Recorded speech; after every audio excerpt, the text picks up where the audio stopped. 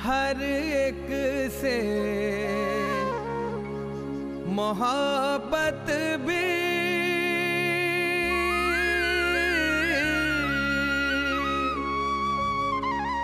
हर एक की खिदमत भी मैदान अदब का भी मैदान सियासत भी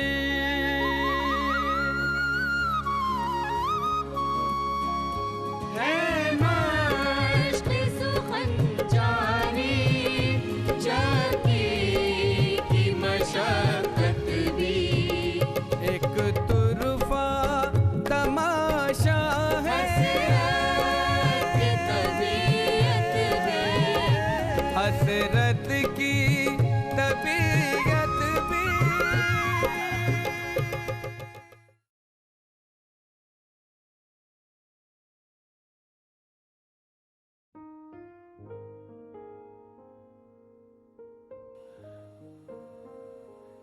नाजरीन आदाब अर्ज़ है।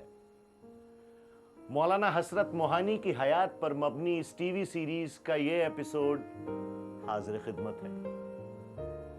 पिछली बार आपने एक बच्चे को देखा होगा, फजलुल हसन, निहायत ज़हीन, निहायत नेक, निहायत सालेह। यही बच्चा अब बड़ा हो चला है, यही कोई 14-15 बरस का, मोहान के सरकारी स्कूल में, जिसे उस जमाने में मॉडल स्कूल कहा जाता था, तालीम हासिल कर रहा है और साथ ही साथ शाबाश शाबाश फजलू, शाबाश। नमस्ते कबला हेडमास्टर साहब। सलामुअलैकुम मियाँ जी। तो उस्ताद चुन्ना साहबजादे बिन नॉट सीख रहे हैं? सीख नहीं रहे, सीख गए समझिए। कबला उस्ताद चुन्ना हमें कुश्ती भी सिखा देंगे, मगर कहते हैं या तो अपने अब्बा की इजाज़त लाओ या हेडमास्टर साहब की। भाई हमारी तो इजाज़त है। चलिए फजलू मियाँ, अब तो इजाज़त भी मिल गई। पंडित जी कुछ हम कहें? कहिए मौलाना। दूसरे मास्टरान तो बच्चों को पढ़ने की खूब तलकीन करते हैं, और एक आप हैं कि मियाँ फजल को बिनौटबाजी और पहलवानी की तरगीब दे रहे हैं। मौलाना, दिमाग के विकास के साथ साथ शरीर का विकास भी ज़रूरी है। शरीर के विकास के चक्कर में कहीं लड़का शरीर न निकल जाए। भाई वाह मौलाना वाह, लफ्ज़ शरीर का क्या ज़ुबानी इस्तेमाल किया है आपने। धन्यवाद पंडित जी, लेकिन ख्याल रहे सादात के बच्चे बिनौटबाजी और पहलवानी नहीं किया करते। अरे ये तो जहौला के शौक हैं। हाँ, फजल की वालिदा भी शायद इसी सिलसिले में हमसे बात करना चाहती हैं। आदाब हेडमास्टर साहब। आदाब। आपने याद फरमाया? हेडमास्टर साहब, आपको तो मालूम ही है फ़ज़ल के अब्बा ज़मींदारी की देखभाल के लिए ज़्यादातर बाहर ही रहते हैं। अब उनकी गैर मौजूदगी में आप ही फ़ज़ल के निगरां हैं। मैं इस लायक कहाँ, लेकिन अपनी जिम्मेदारी का मुझे खूब एहसास है। इसी सिलसिले में कुछ अर्ज़ करना था। मुझ गरीब से तौबा कीजिए आपके हुजूर। फरमाइए। हेडमास्टर साहब, सुना है फ़ज़ल कुश्ती सीखते हैं, पतंग वतंग भी उड़ाने लगे हैं, बिन्नौट भी खेलते हैं। मैंने सरजनिश की तो कहने लगे जो भी करता हूँ हेडमास्टर साहब की इजाज़त से करता हूँ। मैंने डांट दिया, बोला झूठ बोलते हो हेडमास्टर साहब, भला फजल मियाँ झूठ नहीं बोलते। तो क्या ये सब आपकी इजाज़त से? जी हाँ। पर ये कुश्ती, पतंग, बिन्नौट अशराफ के बच्चों के मशगले तो नहीं? बेगम साहिबा, खेल कूद तो सभी बच्चों के लिए यकसा तौर पर बने हैं, उसमें अशराफ क्या और अजलाफ क्या। फजल मियाँ यूं तो बहुत ज़हीन है, पर अगर वो बिन्नौट, कुश्ती जैसे जिस्मानी मेहनत वाले खेल सीखेंगे तो उनके अंदर ज़िंदगी के नशेब व फराज से निपटने की सलाहियत पैदा होगी। और अगर ये सब अशराफ के शान नहीं तो मैं फजल मियाँ को मना किए देता हूँ। नहीं हेडमास्टर साहब, फजल के मुस्तकबिल के सिलसिले में आपका हर फैसला सर आंखों पर। तो इजाज़त? पान तो खाते जाइए। जी।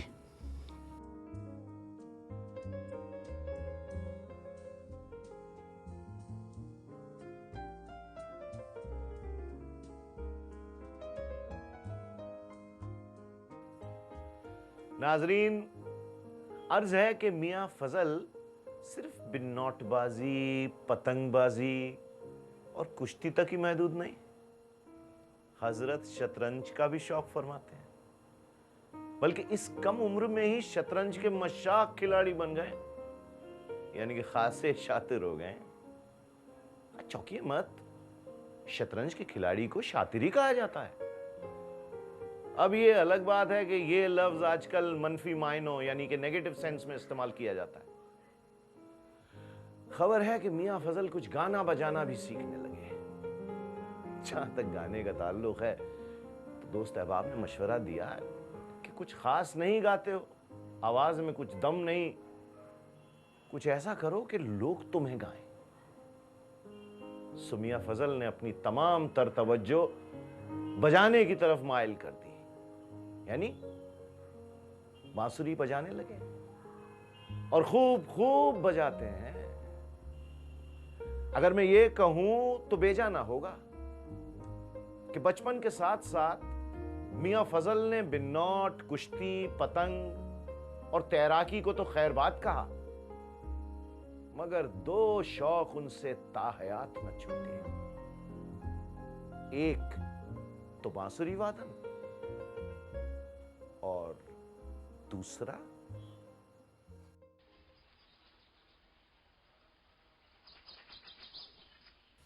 हेडमास्टर साहब, हेडमास्टर साहबजादे, मदरसे की छुट्टी हुए काफ़ी वक्त हो गया, घर नहीं गए? जाइए, घर जाइए। जी वो कुछ कहना था। हाँ मियाँ, तुम्हारी मश्क देखी है मैंने। उर्दू और फारसी पर तुम्हारी पकड़ बहुत मजबूत है। हाफिज और गालिब की क्या उम्दा शरह की है तुमने, पर रियाजी कमज़ोर है। इस बार मिडिल है, बोर्ड पूरे सूबे में अव्वल आके दिखाओ तो जाने। जी वो मैं शायरी करने लगा हूँ। शायरी करो मियाँ, शायरी भी करो, पर रियाजी कमज़ोर है। जी कुछ अशार कहे हैं, इस्लाह फरमा दीजिए। रियाजी? इस्लाह? अच्छा पढ़ो। मैं तो समझा था क़यामत हो गई, मैं तो समझा था क़यामत हो गई, खैर फिर साहब सलामत हो गई। दाद चाहते हो? जी। नहीं मिलेगी। अच्छा आगे पढ़ो। जब मैं जानूं दिल में भी आऊं न याद, जब मैं जानूं दिल में भी आऊं न याद, गर्चे ज़ाहिर में रकाबत हो गई। गर्चे ज़ाहिर में रकाबत,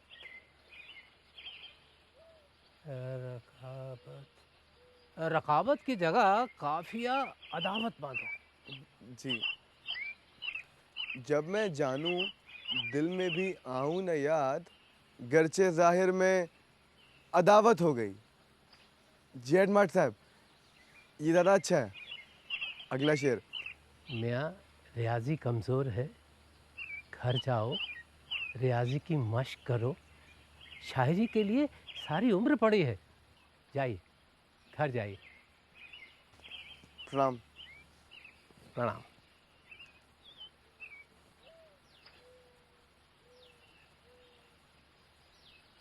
मैं तो समझा था क़यामत हो गई। है फिर साहब सलामत हो गई।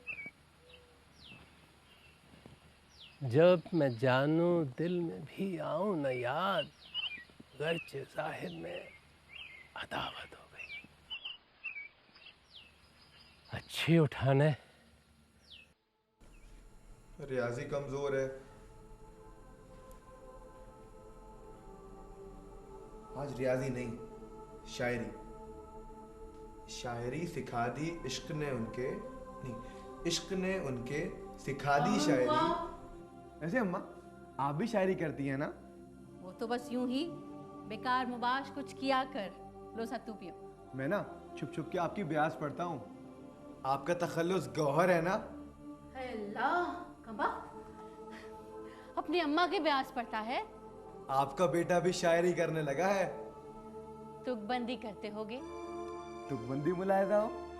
मैं तो समझा था क़यामत हो गई। मैं तो समझा था क़यामत हो गई। खैर फिर साहब सलामत हो गई। मेरे अल्लाह क्या पुख्ता शेर है। बेटा किसका हूँ?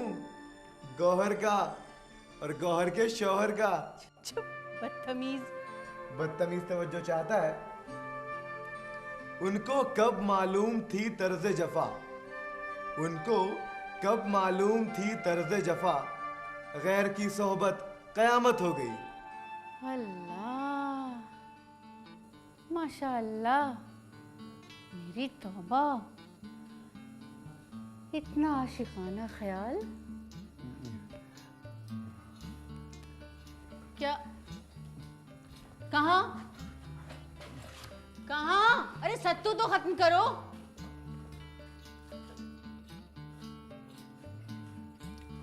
अरे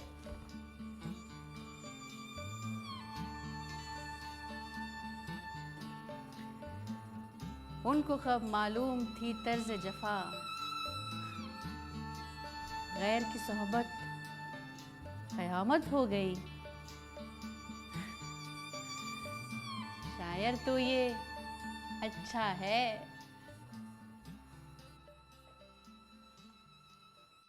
इश्क ने उनके सिखा दी शायरी। देख के नहीं चल सकते हो? निशात तुम ये मुझे फज्जू वज्जू कहना बंद करो। अब मैं शायर हो गया हूँ, शायर। बस तखल्लुस मिल जाए तो देखो। आप ना दिखने में बिल्कुल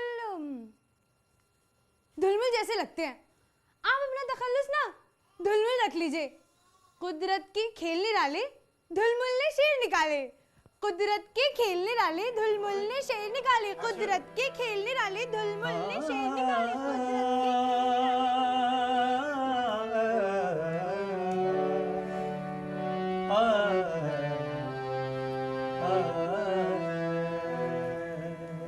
वाह। इश्क ने उनके सिखा दी शायरी, अब तो अच्छी फिक्रे हसरत हो गई। बहुत खूब, बढ़िया, क्या बात है, वाह वाह। अब कंपोजिशन सुनो। हाँ, अगर उर्दू में किसी लफ्ज़ में कोई गलती हो जाए तो प्लीज़ बता देना। वो चिंता ना कर, तो शुरू हो जाए। लेकिन हाँ, इस बार पिछली बार की तरह कोई टोकेगा नहीं, और अंकुर स्पेशली तुम। चलो शुरू कर। शुरू हो। मैं तो समझा था कयामत हो गई, खैर फिर साहिब सलामत हो गई। मैं तो समझा था कयामत हो गई, खैर फिर साहिब सलामत हो गई। जब मैं जाऊं दिल में भी आओ ना यार, गर्चे ज़ाहिर में अदावत हो गई। उनको कब मालूम थी तर्ज़े ज़फ़ा। दफा दफा। अच्छा दोबारा करता हूँ। उनको कब मालूम थी तर्ज़े ज़फ़ा। दफा यार। अच्छा फिर से करता हूँ। उनको कब मालूम थी तर्ज़े ज़फ़ा। मोहब्बत कयामत हो गई। मैं तो समझा था कयामत हो गई। वाह, खैर फिर साहिब सलामत हो गई। मजा आ गया यार, बहुत बहुत बढ़िया। क्या गाते तुम लोग यार, मजा आ गया। Thank you thank you. बहुत हो। अब ये बताओ प्ले कब पूरा होगा? अरे यार अभी तक तो हम हसरत के बचपन में ही अटके हुए थे, पता नहीं क्या होगा, मेरी समझ से बाहर है। ओ हाँ यार जावेद, बात सुन, वो जो उनका बचपन का मिठाई वाला सीन था ना हसरत जी का, वो हम प्ले में जरूर डालेंगे। पहले स्क्रिप्ट तो तैयार हो जाने दो। ओ यार वो तो हो जाएगी। मेरा एक आइडिया, हम लोग कल एक वर्कशॉप करते हैं। जावेद हमें वो मिठाई वाला सीन सुनाएगा और हम लोग बिना रिहर्सल के उसको एनेक्ट करने की कोशिश करते हैं। क्यों? Thank you. तो फिर बाकी लंच के बाद करते हैं। चलो हाँ, ठीक है, चल। लंच कर लेते हैं। चलो। अब ये मिठाई वाला किस्सा कुछ यूं है कि मोहान में एक नदी बहती है, साई नदी। उस नदी के पुल पार एक छोटा सा मंदिर था। हर जुमेरात को मोहान की हिंदू ख्वातीन उस मंदिर में चढ़ावा चढ़ाती थी। और उन दिनों मियां फजल सिर्फ शायरी ही नहीं, शरारतें भी करते थे।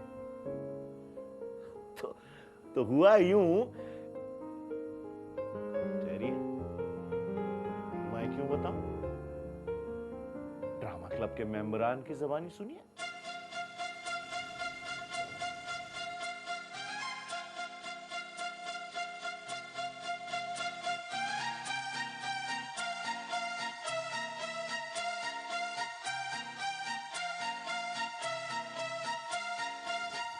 क्या ग्वालिन तुम भी, आज फिर दूध में पानी मिला दिया।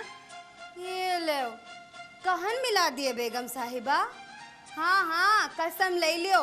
अच्छा अच्छा, एक तो चोरी, ऊपर से सीना जोरी। हाँ हाँ, एक सेर दूध में छटाक भर पानी मिला दिया तो चोरी है। और आपका बिटवा फजल सेर सेर चोरी की मिठाई खाए, ऊ ना हुई चोरी। है ग्वालिन, क्या कहती हो, जरा फिर से तो कहो। कुछ नहीं बेगम साहिबा, ऐसे ही मुंह से निकल गवा। अच्छा अच्छा, मुंह से निकल गवा, साफ साफ बता।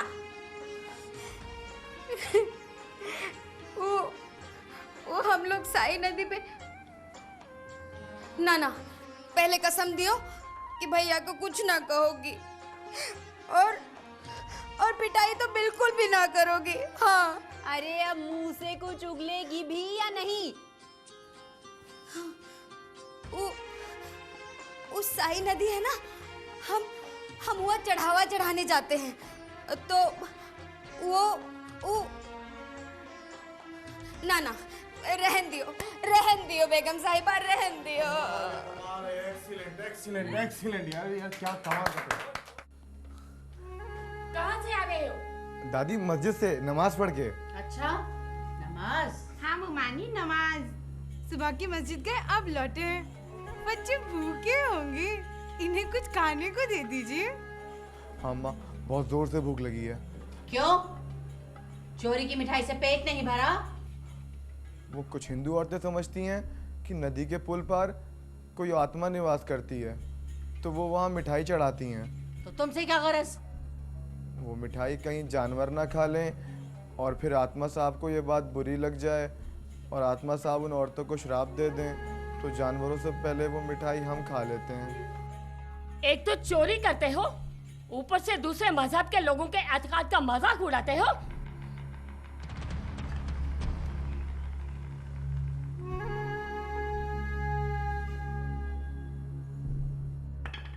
जाओ, मुआफ किया।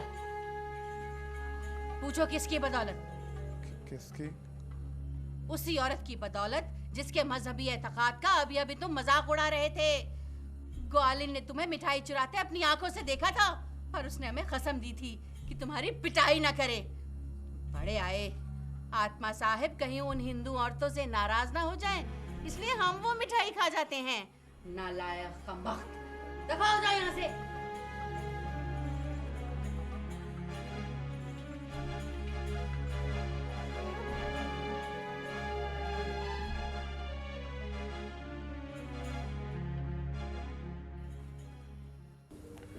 आई थिंक बचपन के जो छोटे छोटे सबक है ना, जिंदगी के बारे में आपकी सोच को बड़े पैमाने पे प्रभावित करते हैं। क्या बात है भाई, आज अपने मंजीत पाजी बड़े फिलोसफिकल हो रहे हैं। But he is right. I think इस चोरी वाले एपिसोड ने हसरत के सेक्युलर कैरेक्टर को शेप देने में बहुत बड़ी भूमिका निभाई होगी, है ना? आप ये सोच रहे होंगे कि शायरी और नित नई शरारतों ने फजल की तालीम पर जरूर असर डाला होगा, वो भी खराब। आइए देखते हैं कि आपका खदशा किस हद तक दुरुस्त है। उन दिनों फजल मिडिल में थे, यानी 8वीं क्लास में। मिडिल का इम्तिहान बोर्ड का हुआ करता था, उर्दू मीडियम में भी और हिंदी मीडियम में भी। और मजे की बात यह है कि उर्दू और हिंदी मीडियम के इम्तिहानात अलग अलग तारीखों में हुआ करते थे। शायद ये सीन भी कुछ कुछ ड्रामा ग्रुप वालों ने तैयार कर रखा था।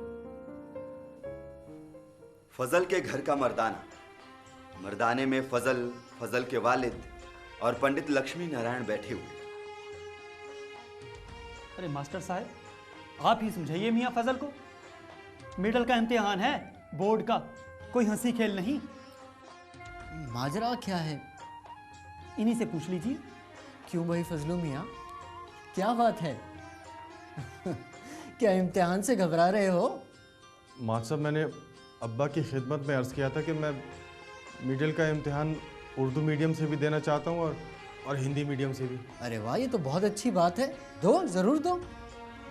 भगवान का नाम लो और इम्तिहान दो। अरे मास्टर साहब, आप भी कमाल करते हैं। इससे बच्चे के दिमाग पे दोहरा बोझ पड़ेगा। ऐसा कौन करता है? बोर्ड का एग्जाम है। इस बच्चे की खुद एतमादी को बोर्ड की दहशत तले मत दबाइए। आजकल के बच्चों की बोर्ड के नाम से ही जान निकलती है। और मियां फजल हैं कि उर्दू मीडियम से भी 8वीं का इम्तिहान दे रहे हैं और हिंदी मीडियम से भी। और यही नहीं, हिंदी मीडियम के इम्तिहान का सेंटर कोई 6 किलोमीटर दूर झालोत्रा नाम के गांव में है। और 6 किलोमीटर की दूरी कोई मजाक नहीं है। पर उस जमाने में आजकल की सवारियां भी दस्तयाब नहीं थी। स्कूटर और बाइक तो छोड़िए, साइकिल भी आम न थी। और अगर एक आध साइकिल थी भी तो रास्ते न थे। यानी मोटरेबल रोड तो छोड़िए, साइकिलेबल रोड भी ना थी। तो साहब मियां फजल हर रोज 6 किलोमीटर इम्तिहान देने कैसे जाते होंगे? ये किस्सा अगले एपिसोड तक के लिए मुलतवी कीजिए।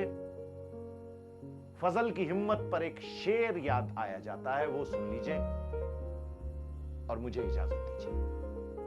कूचे शौक रहे फिक्र नजर से गुजरे, नक्श पा छोड़ गए हम तो जिधर से गुजरे।